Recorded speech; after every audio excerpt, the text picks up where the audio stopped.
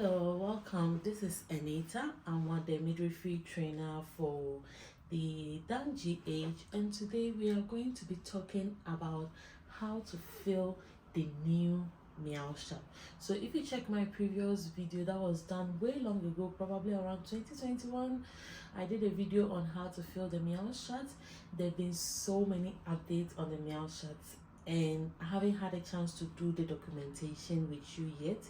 So I'm using this opportunity to do the current one and how to do it. Is that okay? So that's because often at times I see that people still printing the very old one, and so there have been changes with the new one. Even with the back of the Meows chart, some of the documentations have changed. So we are going to go over and see how to fill them. Literally 80% of it is the same, it's just the pattern that has changed overall. So if you're enjoying all my videos, stay tuned.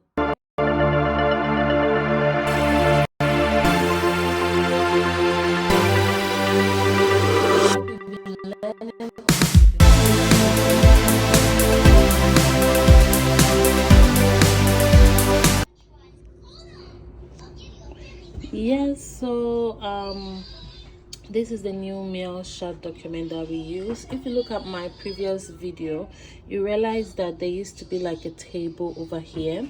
Then this one was not as many as we are seeing over here, but practically everything still remains the same. And if you go behind the Meows chart, it's also the same thing. Just few informations have been updated here as well, which I will be showing you. So let's go into it straight ahead and see how we can fill this one in order for us to pass our midwifery Osce. Is that okay? So if I'm to zoom it more closer,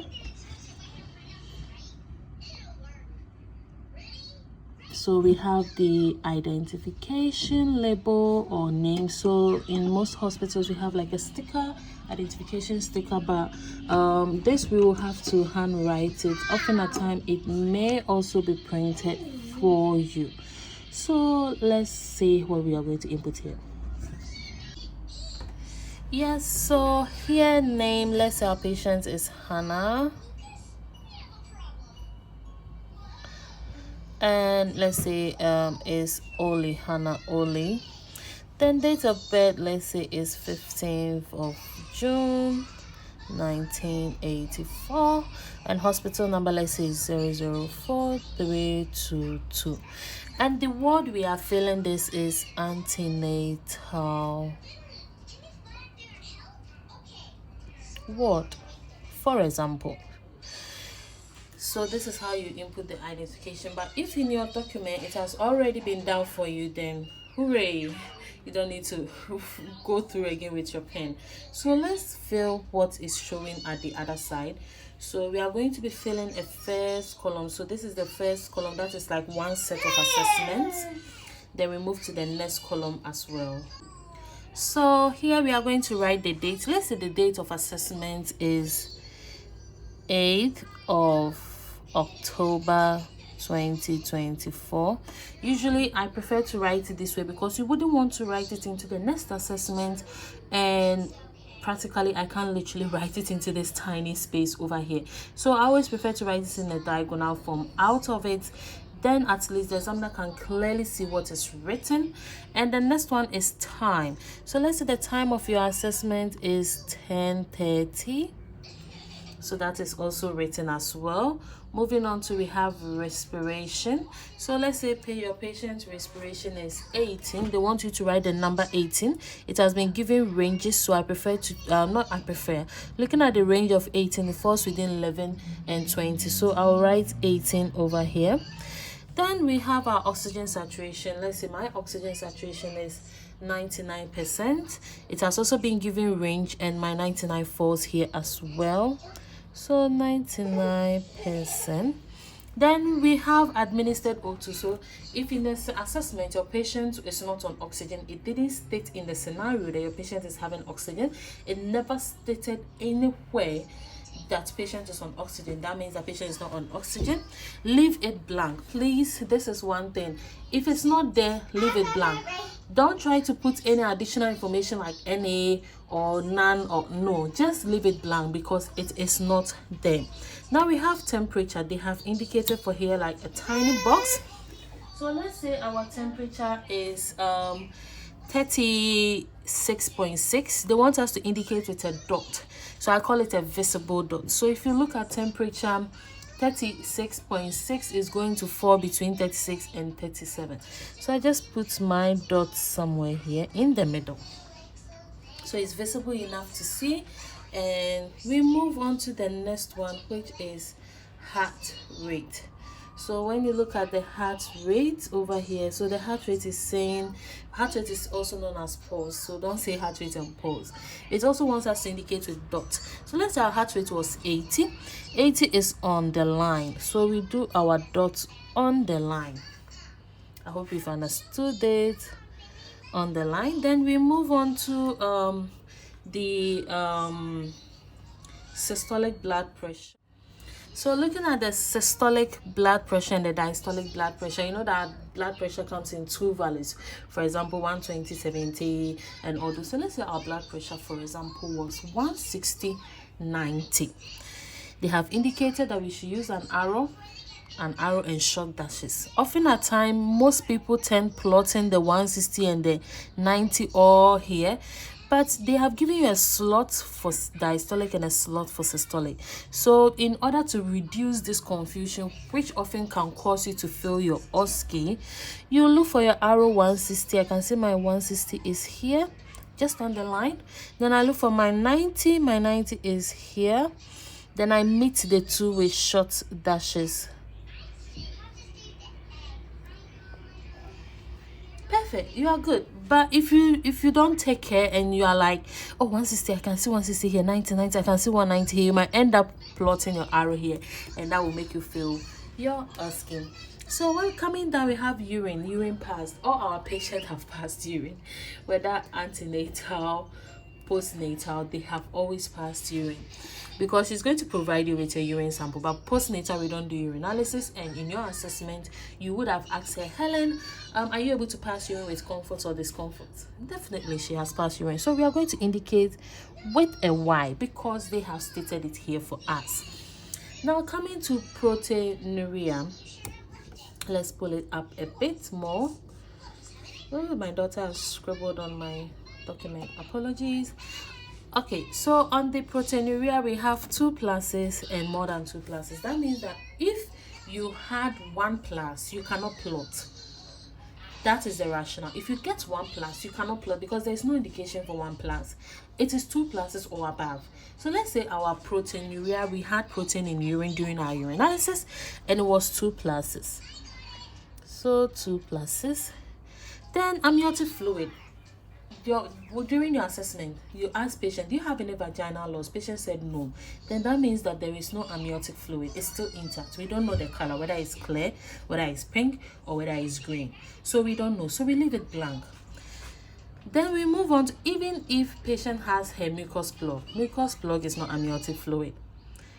Please, is that okay? So the next one over here is neuro response. So neuro response is asking alert, voice, pain, unresponsive. Often at times, people think that if my patient is in pain, that means no. Neuro response, they are referring to consciousness and unconsciousness. If you're able to communicate with your patient, which in your assessment, you are going to communicate with your patient, is alert. They want us to indicate with the correct sign. So you take correct. You get my point? But the voice, pain and unresponsive, is for a patient who is unconscious. You know, some people, they may be unconscious. However, when you're like, Helen, they're like, or they can show signs that they are there. Or if you are giving an unconscious patient, let's say, an injection, and she's reacting to the pain, she may show grimace. The non-responsive is like she cannot react to anything. Then we have pain score. So during your assessment, you ask patient what is her pain score. Then she said, oh, my pain score ranging from 0 to 3. And she said maybe it's 1. So they've given you ranges. 1 is going to fall here. You know, One thing is that when it comes to pain score, we have 0 to 10. That is for the nurses, but ours is 0 to 3. So if you give 0 to 10, looking at it, you cannot plot if they give you 6. So it's very important you are saying the right range. Then let's scroll down a bit. We have look here. So the question is, antenatal, do you have to feel look here? This is for a postnatal patient. So in postnatal, you also be given a Meows chart, and this is where you will feel look here. But also in postnatal, you will not feel proteinuria, because in postnatal we don't do urinalysis. So this part will be left blank, but this part look here is going to be filled. But we are dealing with antenatal. I'm filling this for an antenatal patient, so look here is going to be left blank. Then we move to looks unwell. This is a question that you need to ask your examiner very well if you are working on a mannequin and not a human being. Because if it's a human being, she's going to show the signs of someone looking unwell.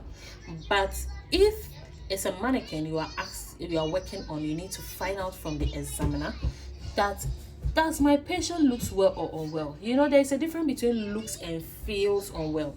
If an examiner is saying the patient feels unwell, you need to re-ask your question again or go deeper and find out that examiner, is she looking well but feels unwell? Those are two different things. So always make sure that you are hearing right and you are plotting right, because whichever answer she gives is going to change your mark. If she gives you looks unwell, you are going to get an amber. If she gives you looks well, you are going to get a white. So let's say examiner, that my patient looks well unwell, and she said that patient looks unwell. So that means that looks unwell, yes, patient looks unwell. They want us to indicate to the correct mark, so we take. Awesome. Now we have a complete set of assessment. So now we have a complete set of assessment done here. We are going to now add everything together at the bottom here. So let's go into it. So it is asking us total number of amber boxes. So let's count our amber boxes. So if you look at it, let's go back into ambers. Which of our diagram, which of them is falling in amber box? So this one is 1. We had an amber. Going here, proteinuria, we also had an amber. That is 2 ambers now. Then going up, 90 is the start of an amber. So it's 3. Then we go. Yes, so we had 3 ambers. So we can write it over here. 3. Now let's count the number of red that we are getting. Going through. Yes, 160 is the start of a red. 160 is the start of a red. When I go up, I don't see any other red. So we had 1 for red. Now it is asking us of monitoring frequency. Monitoring frequency, let's leave it blank. We'll come back to fill monitoring frequency, and I'm going to show you how to identify a monitoring frequency. Now it's asking us escalation of care. Once you are getting an amber box, you are getting red, you are definitely going to escalate care. It's only when you don't get any amber or you don't get any red, then you don't escalate care. So definitely we are going to escalate care. They want us to indicate with a Y. Then we put our initials. So let's say I am AK, and I put my initials there. Now let's go to the back of the Meows chart. We have a perfectly and neat assessment.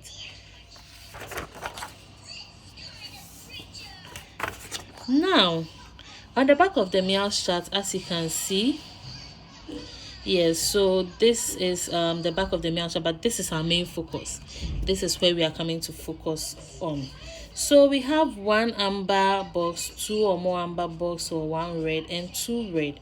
So if your patient is not even your patient, coming back to the total Meows score, so we had 3 amber, 1 red. So let's keep that in mind. But let's come here.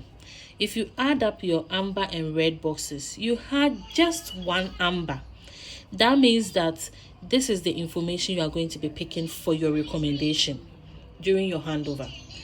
If you had more than 1 amber, but you had 1 red, maybe for example you had 3 ambers, 4 ambers, 1 million amber, 0 red, or 1 million amber, 1 red. Once your red is just 1 and your amber is more than 1, pick the second category. But the moment your red starts increasing to 2 and more, irrespective of the number of amber boxes you are having, please pick the second one. So now let's go into it. We had let me give you a quick trivia. If I had 1 amber, 0 red, I'm picking this. 2 amber, 1 red, I'm picking this. 0 amber, 2 red, I'm picking this. 1 amber, 2 red, I'm picking this.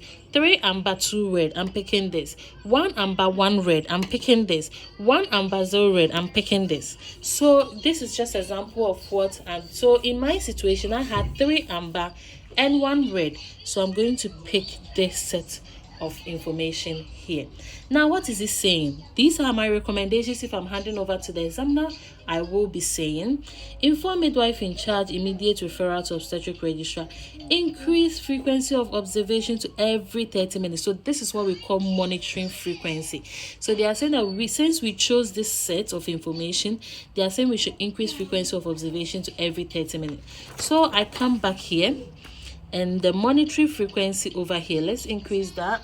The monitoring frequency over here is going to be 30 minutes. So I'm going to squeeze it so it goes into my box, because it can be quite tricky. If you just write 30, what does it mean? Is it 30 mil, 30 letters, 30 seconds, 30 milliseconds? It doesn't make sense. So we just need to make sure we are picking that. So if you look at it, you have a nice, neatly filled assessment.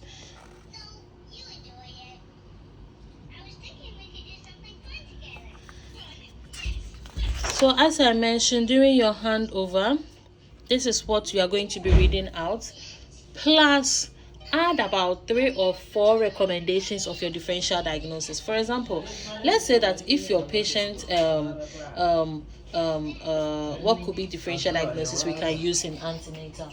Let's say that if your patient's differential diagnosis, for example, is preeclampsia or pregnancy-induced hypertension, what will be some additional recommendations of pregnancy-induced hypertension or preeclampsia you can give in addition to a patient or to this recommendation? So we can talk about commencing blood pressure profile. You can talk about commencing CTG to assess fetal well-being. And you can also talk about taking bloods for full blood count, renal and liver function tests, urea, creatinine, electrolytes, clotting studies. You can also say send midstream urine for protein creatinine ratio. So this point is specifically for a patient who is having preeclampsia.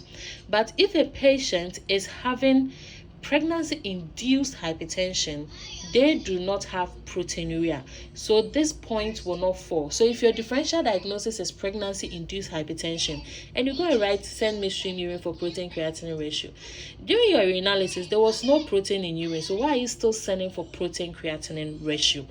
But in a situation like preeclampsia, which is raised blood pressure and proteinuria, with that one you can send midstream urine for protein creatinine ratio. And even during your assessment, it would have been picked up during your urinalysis. So you have to communicate to the patient.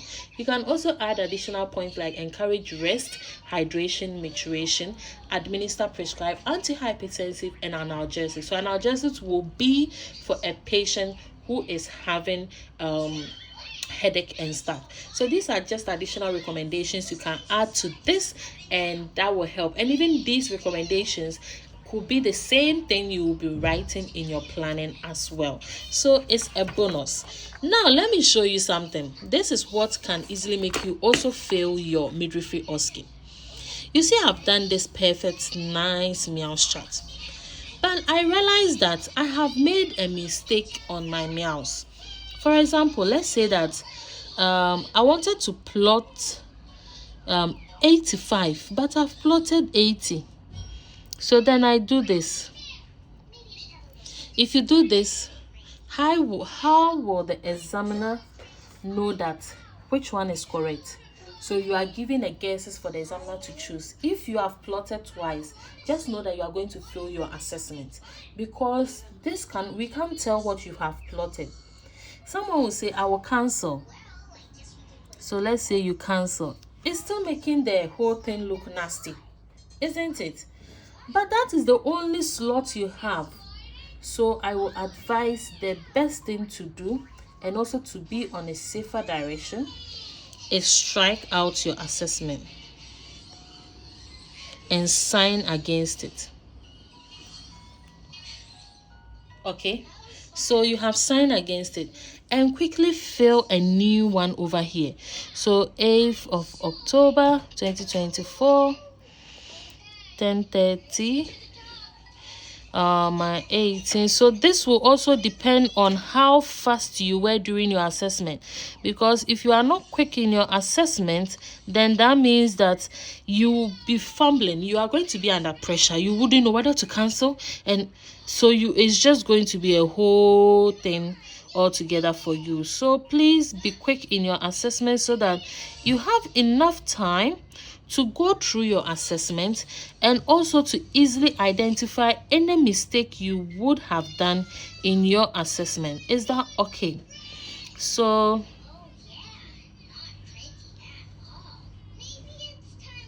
if you look at it over here, I have quickly replotted everything, and I have rectified the mistake over here.